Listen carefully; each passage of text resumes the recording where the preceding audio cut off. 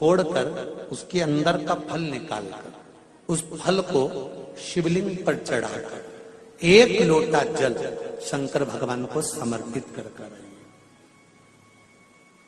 दिन होना चाहिए मंगलवार। कौन सा दिन होना चाहिए? जम के बोलो जरा, मंगलवार। समर्पित करो। उसके बाद में आप विवाह के लिए अगर समर्पित करे हैं तो विवाह में देरी नहीं होगी।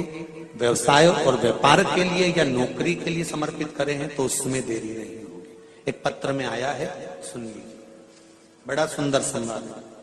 शिव महापुराण की कथा कहती है, मंगलवार को अगर शिव जी के मंदिर में, शंकर के मंदिर में जाकर 1 लोटा पानी चढ़ाया जाता है तो हमारे कार्य में उन्नति होती है।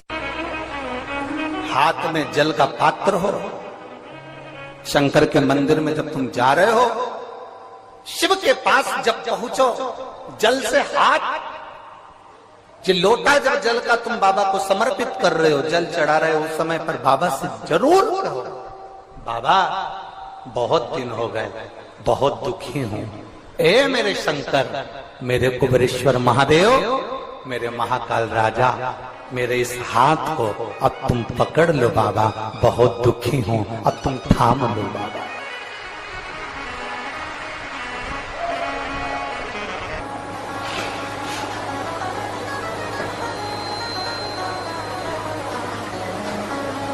शिव महापुराण की कथा यहां तक कहती है कि यदि आप कोई मंत्र, साधना, व्रत, उपास कुछ भी नहीं जानते तो बेलपत्री के वृक्ष के नीचे 1 लोटा जल चढ़ाओ, प्रदोष की प्रदोष 1 घी का दीप लगाओ और बेलपत्र के वृक्ष के नीचे की मिट्टी का ही तिलक लगाओ।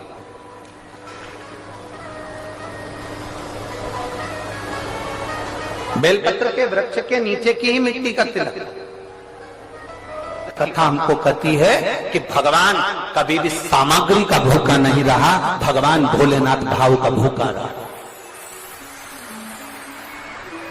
भगवान शंकर को रिझाने के लिए सामग्री की जरूरत नहीं है। कोई चीज तुम पशुपति व्रत करने के लिए गई हो, थोड़ा सामान तुम्हारा घर पर छूट गया, मान लो तुम्हारा कंकु, रोली, मोली, चंदन, हल्दी कुछ घर पर छूट गया, बस एक चीज ना छूटे, जो 6 दिए हैं वो और प्रसाद के 3 हिस्से। जो प्रसाद तुम लेकर जा रहे हो उसके 3 हिस्से करने का सामान वो छूटना नहीं चाहिए। बाकी का तुम्हारी मोली घर पर छूट गई, रोली घर पर छूट गई, चंदन घर पर छूट गया, अगर तगर घर पर छूट गया, कपूर घर पर छूट गया, लोटा पानी का घर पर छूट गया, कोई सामान तुम्हारा घर पर छूट गया, चल जाएगा, बिल्कुल चलेगा। तुम उसमें चिंता मत करना कि मेरी थाली में ये नहीं। गणगौर की पूजन करने जाती हैं माताएं, इधर गणगौर होती है कि नहीं होती हमको नहीं मालूम।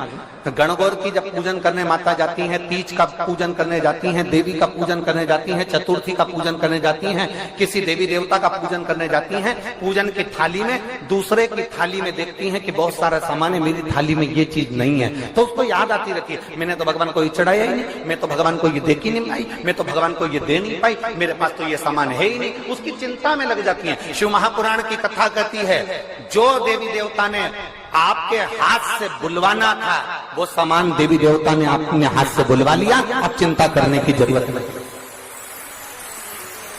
आप ये टेंशन मत लो कि मेरी थाली में ये नहीं है, मेरी थाली में ये है, ना ना, आप तो भगवान के भरोसे छोड़ दो कि तूने जो कहा मैं वो लेकर आ गया, तूने जो मुझे बुद्धि दी उस बुद्धि से मैं लेकर आ गई, तूने जो मुझे आज्ञा करी मैं वो लेकर पहुंच गई। अब मेरे पास में ये नहीं कि मैं ये भूल गई, मैं ये रह गया।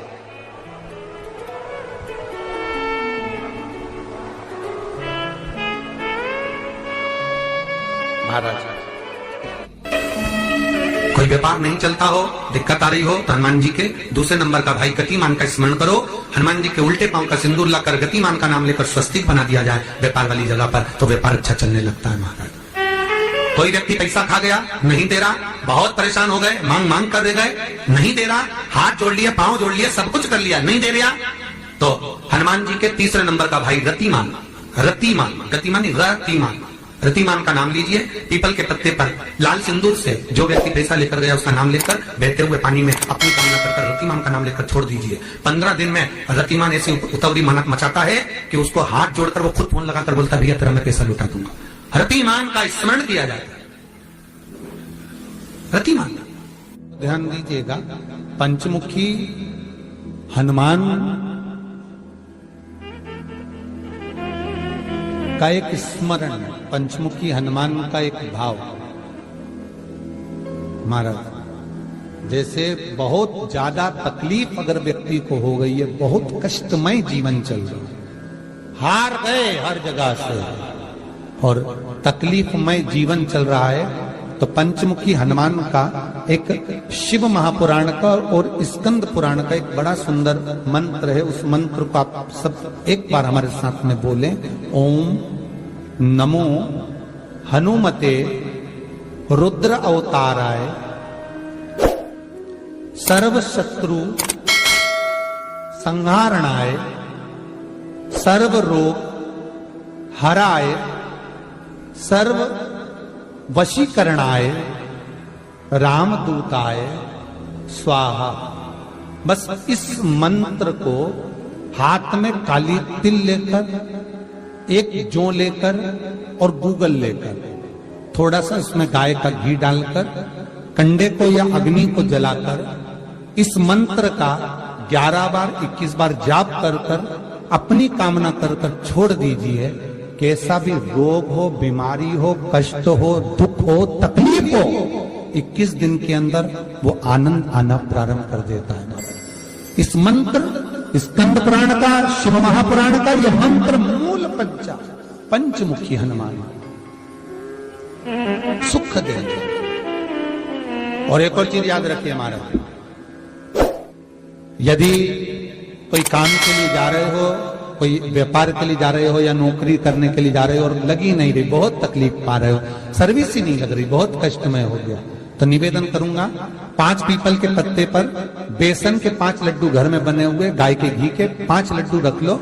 उस लड्डू के बीचों बीच एक आटे का दिया और उसमें तिल्ली का तेल डालकर इसी मंत्र का प्रयोग कर कर पंचमुखी हनुमान का किसी भी हनुमान के मंदिर में जाकर, दक्षिण मुखी हनुमान के मंदिर में जाकर उसको रख कर आ जाइए। इसके बाद आप उस काम के लिए जाइए, आपका काम सफल हो जाएगा। आपको किसी को नहीं कहना पड़ेगा कि हाथ जोड़ना नहीं पड़ेगा, किसी के पांव नहीं पड़ना पड़ेंगे, तुरंत काम होगा। बस इस मंत्र का स्मरण कर कर पंचमुखी हनुमान का भूतेश्वर जो मंत्र है वो सुख देने वाला। पूरी दुनिया का कोहिनूर हीरा है संस्कार, हमारी सभ्यता, हमारी वृत्ति। माता पिता कितने अरमान से पढ़ाते लिखाते हैं। 20 वर्ष तक माता पिता पढ़ा लिखा कर बेटे को राम बनाने की चेष्टा करते हैं। कितने वर्ष तक? 20 वर्ष तक। और 20 दिन की कुसंगति बेटे को रावण बना देती है। वो 20 वर्ष पर पानी फिर गया।